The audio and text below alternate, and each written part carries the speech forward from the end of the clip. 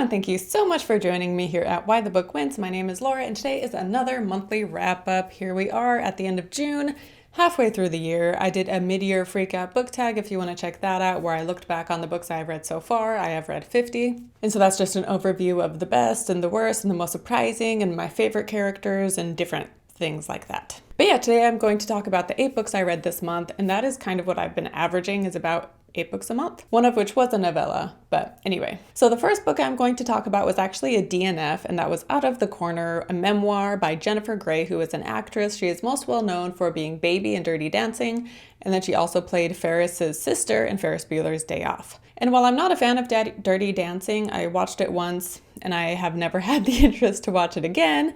I am a huge fan of Ferris Bueller. So I was curious of what she had to say in her memoir, and I listened to the audiobook and she narrates it and she was fine. I didn't have any complaints with her narration, but the story itself just wasn't the most interesting. She has a prologue where she talks about her nose job, which infamously ruined her career. And so she goes into that because of course there's more to the story than what, most people think of. So that part was interesting enough. But then she starts from her childhood and goes chronologically, which honestly, I think is a mistake. One of the reasons why Storyteller by Dave Grohl was such a great memoir is because he jumps around in time. Like in some ways it's chronological, but he jumps around in time enough that it keeps it interesting. Because the thing is, most people just, unless she had a really interesting childhood or something, which she didn't. And so in most cases, people just aren't interested in hearing about that part. They want to get to the interesting things, like when they were famous and when they were doing these big movies and dating these people and doing whatever. That's what we're here for. And so because she spent so much time on her childhood, I lost interest. I stopped reading when she was in high school. And one of the stories that was just like, okay, I'm done with this, was when she talks about playing Spin the Bottle when she was in her early teens. She goes to a party and plays Spin the Bottle and she kisses some guy. And then she hears later that the guy was telling people how she was such a great kisser. And she says the line, I should have highlighted it, but it was on Audible, so I couldn't. Actually, I got it on Libby. Anyway, the line is something like talking about her lips, her sexuality. She was like, I knew it would be a while before I could take this baby out on the open road, but I knew I was packing heat.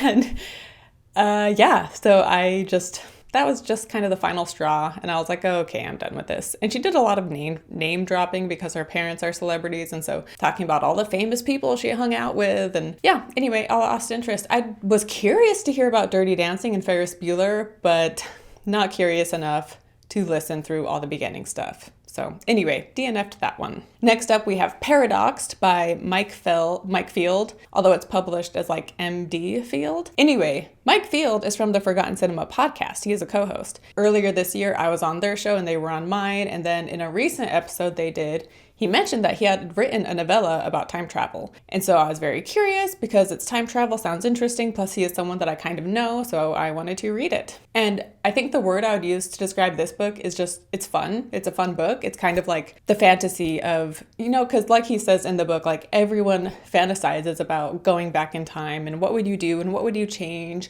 What would you tell your younger self, And people fantasize about going back in time and being like, oh, can you imagine if we could go back? And even recently when GameStop took off, how many people wished oh, if only I'd happened to invest it in GameStop stock. Anyway, so it's things like that where it's just a really fun book, living out the fantasy of what if you could time travel. So yeah, that was a fun one and it was very short. Next up, number 7 on the list is Where the Crawdads Sing by Delia Owens. This one was pretty disappointing. I mean, I didn't have high expectations going into it necessarily, but there is so much hype around this book and my sisters have read it and they liked it. So I was expecting, at least a solid 3-star read. However, it was not. I gave this book 2 stars. My problem with it was the characters that they were just so cliche. They did not feel nuanced at all. They didn't feel unique or interesting.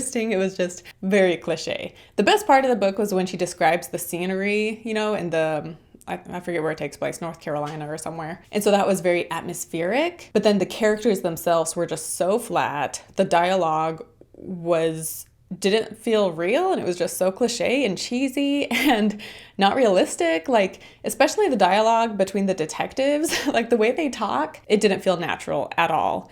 And then the romances that happen, I was not into that. There's a murder mystery, but I was not even intrigued by that either. We have a courtroom scene at the end, which was okay, but even that was kind of boring and repetitive. So overall, this book just fell flat for me, and I am curious about the movie, but the book I was pretty disappointed by. And Delia Owens was like a nature author, and this is her first fictional book. So it makes sense that the scenes describing the nature were so well done, but then everything else, like the characters and the dialogue and the plot, were not very good. And it makes sense because her speciality is in nature. So anyway, book first movie for that will be coming out at the end of July. And then next up is Sundial, and this one and Crawdads are kind of interchangeable, but I ended up putting Crawdads lower. And that's because Sundial, even though I was disappointed by it, one of the reasons I was so disappointed is because I went in with such high expectations because Catriona Ward wrote Last House on Needless Street, which was incredible, so I was very excited for Sundial. By the way, I haven't done like plots, but where the Crawdads sing is about this woman, Kaya, living out on the marsh, and she's abandoned by her family. And we go back and forth in time between her growing up on the marsh to, present day, which this takes place in the 50s and 60s. So the 60s part takes place when a guy has been murdered, and so they're trying to figure out who killed this guy while going back and forth and hearing about Kaya's life. Anyway, Sundial is about this mom whose daughter starts acting weird, and we kind of get the feel that like the mom knew this was going to happen at some point because there's something in the mom's past that made her know that her daughter would eventually be weird in some way. And so she takes the daughter out to their desert retreat to tell the daughter about the mom's past and kind of get things figured out. So great premise, but then it was just boring and the reveals weren't that good. And there is this whole section because the mom is a writer. And so we hear stories from the book she's writing, which takes place in a girls' boarding school. And like, I get the symbolism there, but they were very unnecessary. And honestly, it got to the point where I was just kind of skimming through those parts every time we were in one of those sections because they just felt so pointless. And then there were like different threads tossed out that ended up not going anywhere. And then I like some ambiguity at the end of my books, but this one, it almost felt like things weren't tied up in a lazy way almost, where I don't know, maybe it wasn't lazy, but I just wanted more resolution to take place than what ended up happening. And some of the characters were also just incredibly frustrating. So yeah, Sundial was a disappointment for me. Next up is Dark Places by Gillian Flynn. So last year I read Gone Girl and I absolutely loved it. So I have been meaning to read Dark Places, Sharp Objects, and she also has a novella called The Grown Up. But anyway, so I read Dark Places. I gave it 3.5 stars. This one is also a murder mystery, which goes back in time between the past and the present. And I was so intrigued by who did it. I could not figure it out. There were like so many different people that she purposefully put for you to suspect, like it could be them or them or them. And it was so engaging and so intriguing, and I couldn't put it down. And I love the way the characters were all written, which, by the way, this is about a woman who is in her 30s, and she decides to research the death of her family members that happened like 25 years ago and figure out if it really was her brother or if it was someone else. On one hand, I loved this book, but on the other hand, it just got too dark at times, and the title is very fitting, Dark Places. So it's not one I would recommend to just anybody, because for me, it was a bit too heavy and too grisly for me at times. But if that's your thing, then maybe you would love this book. And real quick, before I get into the top 4, so that was the bottom 4, now let's get into the top 4. Before I do so, I would ask that you subscribe to my channel and give this video a like and comment down below telling me what the best book you read this month was and what the worst book you read this month was. And also don't forget to follow me on Instagram, and that's all. That's the only social media I have is Instagram. I have a Facebook, but I rarely post there. So Instagram really is the place to connect with me, as well as subscribing to my YouTube channel. I have a YouTube poll coming up later in July to decide what a future book first movie is. So if you subscribe, you can stay up to date on what I'm posting and what upcoming projects I'm doing, and you can vote and take part in what I end up covering. Anyway, so getting back to my list. So number 4 is The Price of Salt / Carol, written by Patricia Highsmith. And this one was published in 1952 under a pseudonym and is about 2 women who fall in love in the 50s. And so she wrote this under a pseudonym because she didn't want to be known as a lesbian author, which partly because she probably wasn't ready to come out, but also because she just didn't want to be stereotyped in any way. Anyhow, I really enjoyed this book. I gave it 4 stars. I did bump it up because of its it was like such an impactful novel and like the first of its kind, in that, which to say how it was the first of its kind is kind of a spoiler, because I went into this book really knowing nothing, and honestly the ending surprised me in a good way, and the ending is what makes this book unique. So for those who may not have read this book, even though it's been out for 70 years, it also has been adapted into a movie which came out in 2015. But anyway, for those who don't know the story, I won't spoil it and say what the ending is. But anyway, romances aren't usually my thing. But yeah, I did enjoy this one. I really like the characters. I especially like the character of Carol. Therese could be kind of self-centered and selfish, but she is also only 19 years old. So you kind of expect teenagers to be acting that way anyway. So it was realistic considering their ages. I will say it did feel a little slow at times. And this was Highsmith's second novel, her first one being Strangers on a Train. And so it did have that feel kind of as a new author who doesn't, like the pacing wasn't the best. And I have read some of Highsmith's other books. Actually, it's just Deep Water.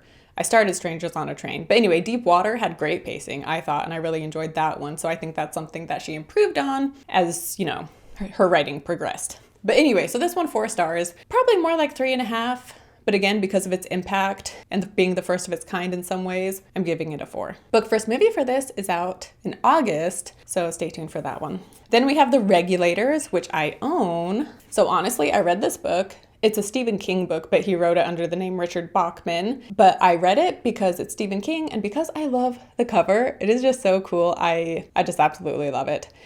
And I'm actually going to put it down because it's kind of heavy. It's not the biggest book ever, but still. Anyway, so that was the first book I finished this month, and I really enjoyed it. 4 stars. I thought it was really entertaining and intriguing, but also very creepy and scary. And honestly, I'm not big on reading scary books or watching scary movies. That was probably the scariest Stephen King book I have read so far, apart from The Shining. But I did really enjoy it, and it has a partner novel, sister novel called Desperation. So Regulators was published under the name Richard Bachman, but then Desperation was published under the name Stephen King. And they have the same villain in both, and they have some of the same characters, but I heard the characters' names are the same, but like their personalities are totally different. So it sounds pretty interesting, and I definitely want to read that one, but it is much thicker. So we'll see if I have time to get around to it in July. I would really like to read them close enough together.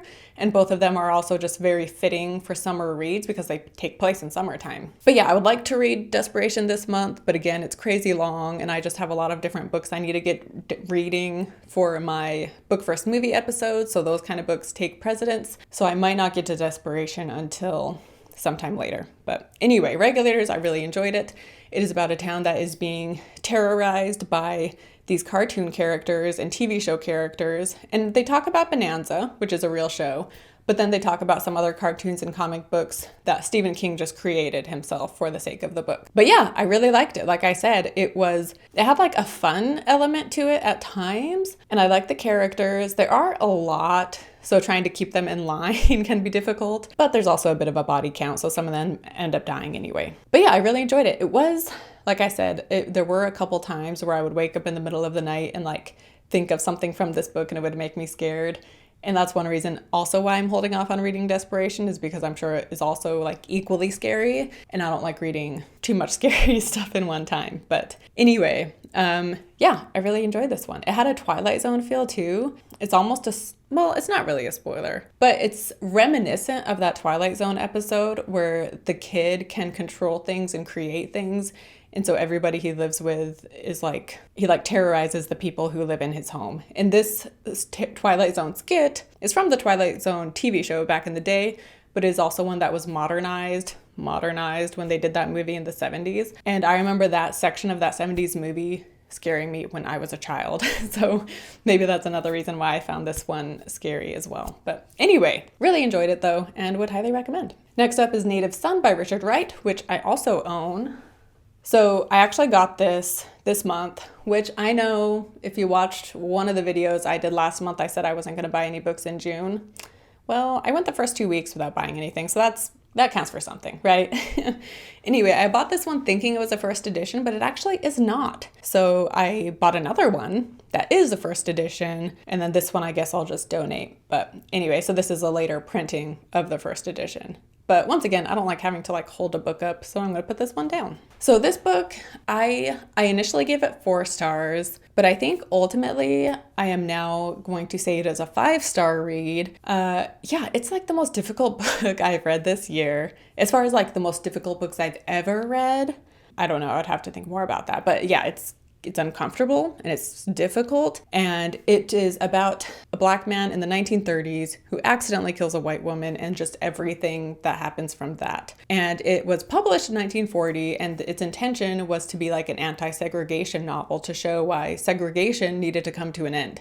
So it definitely serves its purpose in my mind. And it's also just a great character analysis of this man and what led him to do what he did, and the reasons for why he feels the way he does about it, and the reason for his follow-up actions. And I was very surprised at how unlikable the main character was. I was not expecting that. And I've heard other people complain that I was watching a podcast or watching a YouTube video podcast thing where they were talking about the movie and the book, and the guy was saying how he read the book in school, but he hated it because he just hated the main character.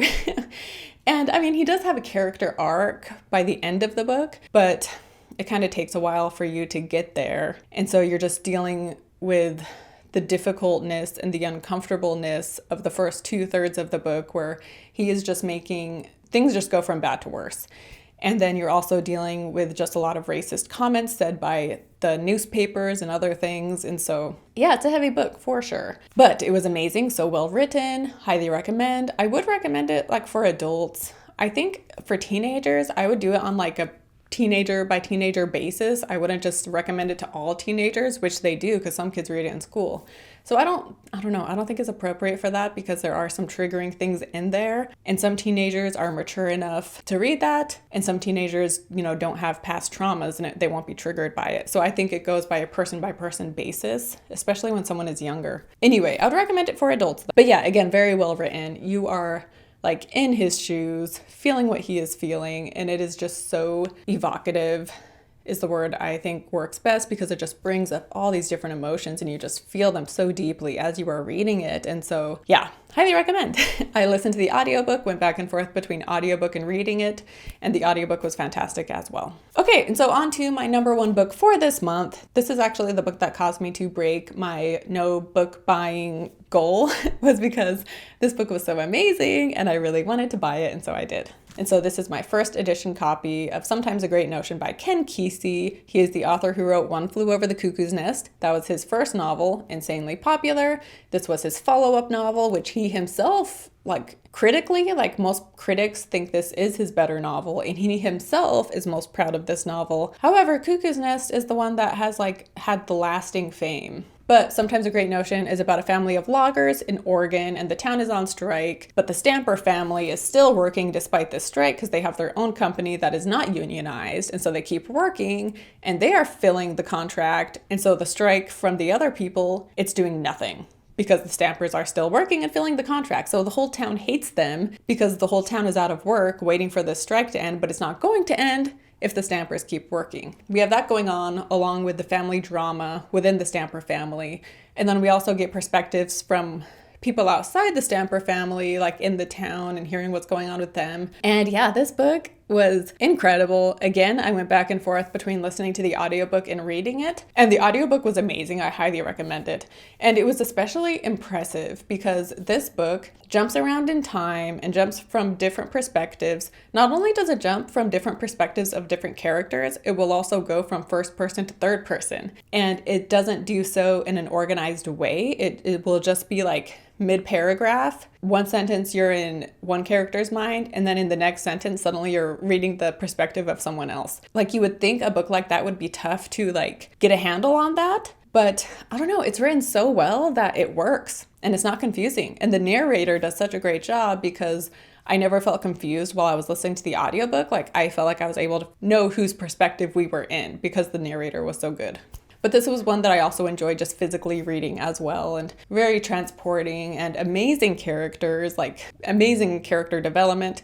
And it is just one of those great family saga. I don't know if it's a family saga because it takes place, we do jump back in time, but for the most part it takes place, while this strike is going on. So I don't know if it would be a saga in that sense, but we do hear about like the father's father and what brought them to Oregon and all of that. So in some ways it's a family saga. It kind of reminded me of East of Eden in some ways, so sort of similar to that one. But yeah, the plot itself, like there's no like shocking things that happen within the plot necessarily, like all of it. I mean, I didn't know where things were going to go, so I would be surprised by things, but it's not one of those books where you're just like, oh my gosh, I cannot believe that happened. Like instead you're just reading it being like, oh wow, but not like wow. But in some ways that made it more realistic, right? Because it's not like these huge dramatic reveals. It's just these like more real life type stuff that happens, I guess. I'm not describing this very well, but anyway, it was amazing. It was an amazing book. Highly, highly recommend. It was so good. And that brings me to the final portion of this video where I need to decide if Sometimes a Great Notion is better than the current 2022 champion, which is The Power of the Dog by Thomas Savage. And yeah, I finished this book early on. This was like the third book I finished this month, I think. And I have gone back and forth on deciding if it is better than Power of the Dog. I actually meant to reread Power of the Dog, but then I just never got around to it. And it's tough because Power of the Dog is shorter, but you get everything you need to know still. And the characters are just so well developed and feel so real. And they're so nuanced. And as are the characters in Sometimes a Great Notion. And that book is longer and we go more in depth and hear more backstory, which I did like, but I don't know, I like both. Like they both give you a good amount of information, which by the way, Power of the Dog is 276 pages. Sometimes a Great Notion is 650 pages. So it is considerably longer. Yeah, sometimes I enjoy those long books though, because I enjoy just being able to be with these characters for such a length of time. But Power of the Dog was also just so well written. And that one does have events that happen that you're just like, what? And it was more of a definitive ending in Power of the Dog, whereas Sometimes a Great Notion, I kind of like that it ends pretty open-ended and you can kind of see like what the future holds for these characters, but Power of the Dog was more of a definitive ending, I would say. But yeah, all in all, I am kind of tempted to go ahead and just say that Sometimes a Great Notion is my new 2022 champion. I think I might go with that, which is kind of crazy. Power of the Dog was #1 for 5 months, so it had a good run for sure. But Sometimes a Great Notion also, like Power of the Dog changes perspectives, but the way Sometimes a Great Notion, the way Ken Kesey wrote these different perspectives and jumping around in time, it was just so unique. The only book that compares as far as that goes is Beloved by Toni Morrison. She does this as well. And I just love that style. And I think it just takes so much talent, which Thomas Savage is very talented too. So I'm not trying to insult authors who don't write in that way. So I just love that style though, nonetheless. But anyway, that's my long-winded explanation, I guess, as to why I am going to say Sometimes a Great Notion is my new 2022 champion. I almost can't believe it because Power of the Dog has been winning so consistently. Again, maybe I still will read it a second time before the year is out just so I can see how I feel about it on a second read. But yeah, Sometimes a Great Notion was fantastic. And it's also so underrated. Like I went into it with no expectations and I honestly didn't even really know what it was about. And it was incredible. Yeah, anyway, I guess that wraps it up. Let me know your thoughts. Let me know if you have read any of these books. Let me know if you agree with my ratings. Also, I will link to my Goodreads account down below, as well as my Letterboxd account, which I know this video was all about books, but I do have a Letterboxd account, which is where you rate movies. Like with Goodreads, I write a written review for the books I read. On Letterboxd, for the most part, I just do a star rating and I don't really write anything. But nonetheless, if you want to follow me on there, I will link to it. And again, don't forget to like this video, subscribe to my channel, and yeah, I really appreciate you guys watching this. And I also hit 2,000 subscribers this past month, which was incredible. And yeah, this has been really fun doing this YouTube channel, and I'm glad you guys are enjoying these videos. So yeah, thanks for watching, and I will see you next time. Bye.